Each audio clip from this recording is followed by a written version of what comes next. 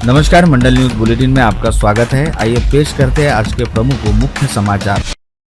मुख्यमंत्री देवेंद्र फडणवीस की अध्यक्षता के तहत आज मंत्रालय में हुई मंत्रिमंडल की बैठक में 8 महत्वपूर्ण निर्णय लिए गए, जिसके तहत राज्य में संभागीय मुख्यालय रहने वाले 10 जिलों में उमेद मॉल बनाए जाने के फैसले को मंजूरी दी गई। इसके चलते अब संभागीय मुख्यालय रहने वाले अमरावती जिले में भी उमेद मॉल की निर्मित की जाएगी, जहां पर महिला बचत गठों द्वारा तैयार किए जाने वाले उत्पादों को सशक्त बाजार पेठ उपलब्ध कराने का काम किया जाएगा। खास बात यह भी रही कि कैबिनेट बैठक होने के बाद सीएम फडणवीस ने सभी मंत्रियों की लगभग 20 मिनट तक विशेष क्लास ली, जिसमें सीएम फडणवीस ने सभी मंत्रियों को विवादास्पद बयानों व कृत्यों से बचने की सलाह देते हुए कहा कि अब मंत्रियों की ऐसी किसी हरकत को बर्दाश्त नहीं किया जाएगा। महाराष्ट्र में मुख्यमंत्री देवेंद्र फडणवीस की अगुवाई वाली महायुति सरकार ने सरकारी अधिकारियों और कर्मचारियों की नकेल कसते हुए एक परिपत्र जारी किया है, जिसमें कहा गया है कि अब सरकारी सेवा में रहने वाले लोग सोशल मीडिया पर सरकार की योजनाओं के बारे में कोई टीका टिप्पणी नहीं कर सकेंगे। हालांकि उन्हें अपने काम या सफल योजनाओं की जानकारी देने के बारे में छूट रहेगी, लेकिन वे ऐसे कामों को लेकर अपनी खुद की प्रशंसा भी नहीं कर सकेंगे। ऐसा करने वालों के खिलाफ सरकार द्वारा कड़ी अनुशासनात्मक कार्रवाई की जाएगी। इसके साथ ही यह भी कहा गया है कि सरकारी सेवा में रहने वाले लोगों को अपने निजी और आधिकारिक सोशल मीडिया अकाउंट अलग अलग रखने होंगे। इसके अलावा सरकारी सेवा में रहने वाले लोगों के लिए उनके व्यक्तिगत अकाउंट पर भी आपत्तिजनक, घृणास्पद या मानहानिकारक सामग्री को साझा करना, अपलोड करना या फॉरवर्ड करना पूरी तरह से प्रतिबंधित किया गया है। ऑपरेशन महादेव के तहत पहलगाम की आतंकी घटना में शामिल 2 आतंकियों को भारतीय सेना द्वारा मौत के घाट उतार दिए जाने पर अपनी प्रतिक्रिया देते हुए प्रहार पार्टी के मुखिया व पूर्व मंत्री बच्चू कडू ने कहा कि 28 लोगों की मौत को धर्म का नाम देते हुए देश भर में सिंदूर यात्राएं निकाली गई, लेकिन देश में अब तक 6 लाख किसान आत्महत्या कर चुके, जिनके बारे में चर्चा करने के लिए सरकार तैयार नहीं है। ऐसे में सवाल पूछा जा सकता है कि सरकार को किसान पत्नियों का सिंदूर क्यों नहीं दिखाई देता। बच्चू कडू ने यह भी कहा कि देश में हुई किसान आत्महत्याओं के चलते 6 लाख हिंदू माताओं व बहनों का सिंदूर उजड़ गया, जिस पर पीएम मोदी व सीएम फडणवीस एक भी शब्द बोलने के लिए तैयार नहीं है। यह संतापजनक बात है। अमरावती जिले के कांग्रेसी सांसद बलवंत वानखड़े ने आज कांग्रेस पार्टी के राष्ट्रीय अध्यक्ष व राज्यसभा सांसद मल्लिकार्जुन खड़गे के नेतृत्व में पार्टी की सर्वोच्च नेत्री व सांसद सोनिया गांधी से मुलाकात की। इस समय कांग्रेस सांसद बलवंत वानखड़े के साथ पार्टी के अन्य वरिष्ठ नेता व सांसद उपस्थित थे। राज्य माध्यमिक व उच्च माध्यमिक शिक्षा मंडल द्वारा राज्य के 9 विभागीय मंडलों के मार्फत ली गई कक्षा 10वीं और 12वीं की पूरक परीक्षाओं के परिणाम आज 29 जुलाई को दोपहर 1 बजे बोर्ड की वेबसाइट पर ऑनलाइन तरीके से घोषित किए गए। कक्षा 10वीं का राज्य में 36.48 व अमरावती संभाग में 50.27% रिजल्ट रहा। वहीं कक्षा 12वीं का राज्य में 43.65 व अमरावती में 42.41% रिजल्ट घोषित हुआ है। अमरावती जिले से बेहद खास रिश्ता रखने वाली विदर्भ क्षेत्र की 19 वर्षीय दिव्या देशमुख ने शतरंज में FIDE महिला वर्ल्ड कप जीता है। उन्होंने फाइनल में भारत के ही कोनेरू हम्पी को ट्राईबैक राउंड में हराकर यह खिताब जीता। वर्ल्ड चैंपियन बनने के साथ ही वे भारत की 88वीं ग्रैंड मास्टर बन गई हैं। दिव्या की इस शानदार जीत से अमरावती की बुद्धि का विश्व में बल दिखाई दिया। अमरावती मनपा द्वारा हॉकर्स के खिलाफ की जा रही अतिक्रमण कार्रवाई को अन्यायकारक बताते हुए युवा स्वाभिमान पार्टी के स्वाभिमान हॉकर्स यूनियन ने आज नागपंचमी के पर्व पर गाड़गे महाराज समाधि मंदिर परिसर में गणेश मारोडकर के नेतृत्व में मीट भाकरी शिदोरी आंदोलन किया। इस दौरान कार्यकर्ताओं ने नमक भाकरी खाकर आंदोलन करते हुए मनपा की कार्रवाई का निषेध किया। साथ ही कल मिर्च रोटी खाकर आंदोलन करते हुए अवैध पार्किंग रहने वाले बड़े बड़े मॉल्स व होटल में मिर्ची लगाने की चेतावनी। मांगीलाल प्लॉट परिसर निवासी भाजपा नेता व मनपा के पूर्व पार्षद प्रणय कुलकर्णी का आज दोपहर 58 वर्ष की आयु में आकस्मिक निधन हो गया। डॉक्टर कुलकर्णी विगत कुछ समय से अस्वस्थ चल रहे थे और उन्हें शनिवार को ही नागपुर के एक अस्पताल में भर्ती कराया गया, जहां से उन्हें गत रोज अमरावती वापस भेजते हुए यहां के रिम्स अस्पताल में भर्ती कराया गया था, जहां पर आज उन्होंने अपनी अंतिम सांस ली। प्रणय कुलकर्णी अपने पश्चात पत्नी, एक पुत्र व विवाहित पुत्री सहित 2 भाइयों का भरा पूरा परिवार छोड़ गए हैं। उनकी अंतिम यात्रा कल बुधवार 30 जुलाई को सुबह 11 बजे उनके कैंप परिसर में मांगीलाल प्लॉट स्थित निवास स्थान से निकाली जाएगी।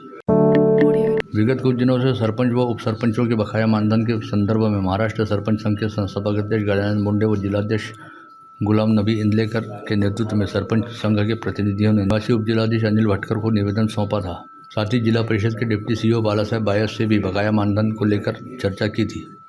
ऐसे में डिप्टी सीईओ बायस ने सरपंच संघ के प्रतिनिधियों को अगले माह तक बकाया मानधन जमा होने का आश्वासन दिया।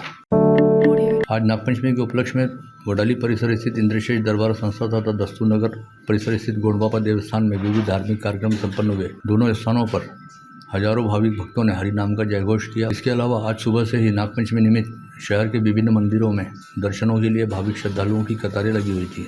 श्रावण मास के अवसर पर रैली प्लॉट स्थित अग्रसेन भवन में आज संगीतमय पार्थिव शिवलिंग का रुद्राभिषेक किया गया। माँ शीतला रामायण भजन मंडल भोले के दीवाने आमगांव द्वारा यह धार्मिक अनुष्ठान किया गया। विभागीय संदर्भ सेवा अस्पताल में टार्टी कॉलेज की शल्यक्रिया सफलतापूर्वक करते हुए एक 15 वर्षीय बच्ची को गर्दन के टेढ़ेपन से छुटकारा दिलाया गया। इस बच्ची की गर्दन की मांसपेशियां पैदाइशी तौर पर संकुचित रहने के चलते उसका सिर हमेशा एक ओर झुका रहता था। ऐसे में जटिल शल्यक्रिया के चलते बच्ची को गर्दन व सिर की तकलीफों से राहत मिल गई। 2 सगे भाइयों के मुख कैंसर की सफल शल्यक्रिया गीताई कैंसर सेंटर में मुख्यमंत्री सहायता निधि व अस्पताल के रियायती दरों में की गई, जिसमें जबड़े का कैंसरग्रस्त भाग व गले की गांठ को शल्यक्रिया के द्वारा निकाला गया। दोनों मरीजों का स्वास्थ्य स्थिर बताया जा रहा है। अमरावती शहर में एमडी ड्रग तस्करी के मामले में पुलिस ने अंतर्राज्यीय नेटवर्क के मास्टरमाइंड मोहसिन खान अजीज खान पठान को गिरफ्तार किया। मूलतः वाशिम जिले के हिवरा गांव का निवासी मोहसिन खान मुंबई के कुर्ला इलाके से एमडी ड्रग की आपूर्ति करता था। क्राइम ब्रांच के पीआई संदीप चौहान के नेतृत्व में क्राइम ब्रांच की टीम ने अमरावती से मुंबई से छत्रपति संभाजीनगर व फिर वाशिम तक लगातार 4 दिनों तक 2000 किलोमीटर की यात्रा करते हुए मोहसिन खान को उसके पैतृक गांव हिवरा से धर दबोचा। गिरफ्तारी के बाद मोहसिन खान ने पुलिस को अपने नेटवर्क के कई नाम बताए हैं, जिसमें अमरावती शहर में सक्रिय तस्करों के साथ ही एमडी का नशा करने वाले नियमित ग्राहक भी शामिल हैं। ऐसे में पुलिस अब इन पर भी शिकंजा कसने की तैयारी में है। अमरावती शहर पुलिस ने अब एक तरह से एमडी ड्रग तस्करी व बिक्री के खिलाफ मोर्चा खोला है और 2000 किलोमीटर की दूरी तय करते हुए एमडी ड्रग तस्करी के एक बड़े सप्लायर को गिरफ्तार करने में सफलता प्राप्त की। इसके साथ ही शहर पुलिस आयुक्त अरविंद चावरिया ने अपने अधीनस्थ सभी पुलिस अधिकारियों और कर्मचारियों को साफ संदेश दिया है कि ड्रग तस्करी व बिक्री के मामले में लिप्त किसी भी व्यक्ति को बिल्कुल भी नहीं बख्शा जाए। साथ ही सीपी चावरिया ने यह भी साफ किया कि यदि किसी भी पुलिस थाने के अधिकारियों और कर्मचारियों द्वारा ड्रग तस्करी के मामले की अनदेखी की जाती है तो संबंधितों के खिलाफ कड़ी कार्रवाई की जाएगी। सड़क दुर्घटना में घायल युवक की रिविन अस्पताल में मौत के बाद अच्छा खासा हड़कंप मचा। मृतक के परिजनों ने इलाज के नाम पर युवक की किडनी चोरी करने का आरोप लगाया। युवकों का कहना था कि युवक के केवल पैर में चोट लगी थी, लेकिन डॉक्टरों ने उसके पेट पर ऑपरेशन करते हुए टाँके लगाए, जो संदेह पैदा करता है। ऐसे में मृतक के परिजनों ने अस्पताल में पहुंचकर इन कैमरा पोस्टमार्टम की मांग की, जो पुलिस की मध्यस्थता से शाम 5 बजे पूरी हुई। ऐसे में पोस्टमार्टम रिपोर्ट मिलने का इंतजार किया जा रहा है। शहर के अलीम नगर की गली नंबर 2 में रहने वाले शेख मोहसिबुर शेख वहाब अली के घर में हुए अजीबोगरीब हादसे में मुस्कान परवीन नामक 11 वर्षीय बच्ची की बुरी तरह झुलस जाने से मौत हो गई। बच्ची की मां ने चूल्हे पर भोजन बनाते समय लकड़ियां गीली रहने के चलते चूल्हे में पेट्रोल डालकर माचिस से आग लगाई, जिससे आग की अचानक लपट उठी और जमीन से 6 फीट ऊपर रहने वाली प्लास्टिक पन्नी की छत भड़क गई। जिसके बाद जलती हुई प्लास्टिक पन्नी मुस्कान परवीन पर गिरी और उसके शरीर पर रहने वाले नायलॉन के कपड़ों ने आग पकड़ ली, जिससे मुस्कान परवीन बुरी तरह झुलस गई। पश्चात उसे इलाज के लिए अस्पताल में भर्ती कराया गया, जहां पर उसकी मौत हो गई। अकबरनगर में रहने वाले फारूक खान उर्फ ब्लैक शमशेर खान के यहाँ नागपुरी गेट के डीबी पथक ने छापा मारकर बड़ी संख्या में धारदार हथियार जब्त किए, जिसमें 2 तलवार, 3 सत्तूर व 1 फरसे का समावेश है। राज्य उत्पाद शुल्क विभाग ने वाइन शॉप के पास शराब पीने वालों को खुली छूट देने वाले दुकानदारों व इन स्थानों पर शराब पीने वाले ग्राहकों पर कार्रवाई करनी शुरू की है। 2 दिनों के दौरान शहर सहित आसपास के 4 स्थानों पर छापामार कार्रवाई करते हुए 16 लोगों के खिलाफ शराबबंदी कानून के तहत अपराध दर्ज किया गया।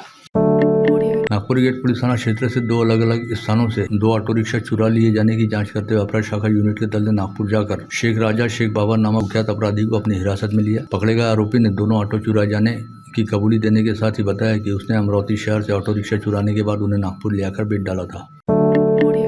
बिनोड़ा थाना क्षेत्र अंतर्गत सावंगा खेत परिसर के खेत के कुएं से एक व्यक्ति का सड़ा गला शव बरामद हुआ, जिसके कमर पर पत्थर भी बंधा हुआ था। तक की शिनाख्त लोनी निवासी संदीप नेरकर के तौर पर हुई है। पता चला कि 47 वर्षीय संदीप नेरकर 22 जुलाई से ही लापता था और उसकी गुमशुदगी को लेकर उसके भाई ने बिनोड़ा पुलिस थाने में 23 जुलाई को रिपोर्ट दर्ज कराई थी। आसेगांव परिसर में जारी रेत तस्करी का विरोध करने पर प्रहार पार्टी के कार्यकर्ता पर जानलेवा हमला किए जाने की घटना सामने आई। इस हमले में अजय कावरे नामक व्यक्ति घायल हुआ, जिसका अचलपुर जिला अस्पताल में इलाज चल रहा है। पुलिस ने इस मामले में भाजपा कार्यकर्ता सहित 3 लोगों को गिरफ्तार किया, वहीं 8 आरोपियों की तलाश जारी है।